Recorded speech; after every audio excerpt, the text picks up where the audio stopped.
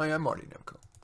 This composite dialogue synthesizes actual exchanges about the coronavirus that I've had with some smart people regarding whether, for now, to prioritize flattening the medical curve or flattening the economic curve. It highlights the importance and the difficulty of communicating across the ideological spectrum. Of course, it has implications for discussing all manner of differences between people, including those that have riven the nation before the COVID-19 pandemic.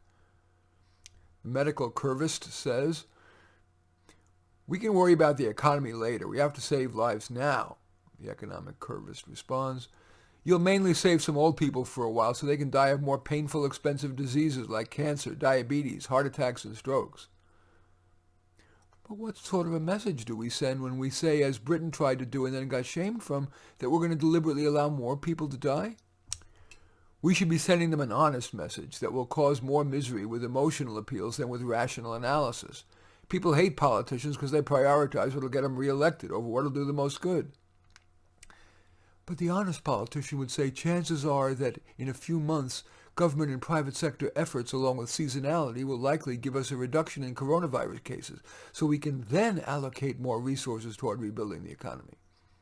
It's not clear that making taxpayers pay trillions more, whether on the medical or economic curves, and closing businesses and even parks because of a small percentage of irresponsible people, And we're not going to make taxpayer pays for the stimulus. We're going to be borrowing more and printing more money, which will reduce the value of people's dollars.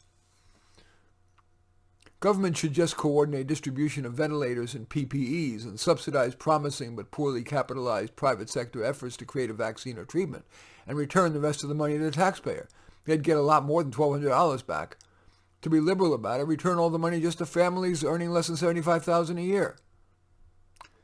The worldwide consensus that what you economic types call the Great Shutdown is essential.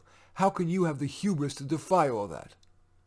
Those brilliant sources are so obsessed with egalitarianism that even though 56% of all corona cases are in the New York City metro area, the medical experts are calling for a nationwide shutdown. Is that a wise stewardship of taxpayer dollars we don't have? And is the call to test millions of people a wise use of taxpayer dollars? Most people test negative, and most of those get sent home.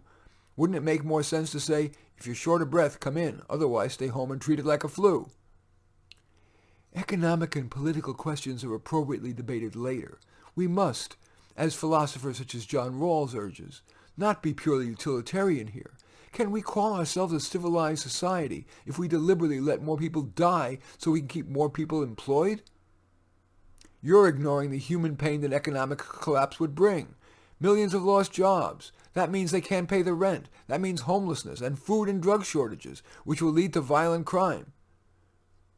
You're assuming long-term economic collapse rather than short-term economic decline. That's a far from certain assumption. The world views the medical versus economic curvists as differently as are those of today's Democrats and Republicans, immigration liberals from conservatives, even cognitive behavioral therapists from Freudians. Open-minded communication demands great restraint and open-mindedness. In the end, the future of the world may depend on it. In any event, I do thank you for watching. I'm Marty Nemko. I welcome your thumbs up and accept your thumbs down. I always look forward to your comments, and I particularly like it if you hit the share button below and share on your social media so that my efforts have broader impact. And I'm flattered if you choose to subscribe to my channel. In any event, I do thank you for watching. I am Marty Nemko.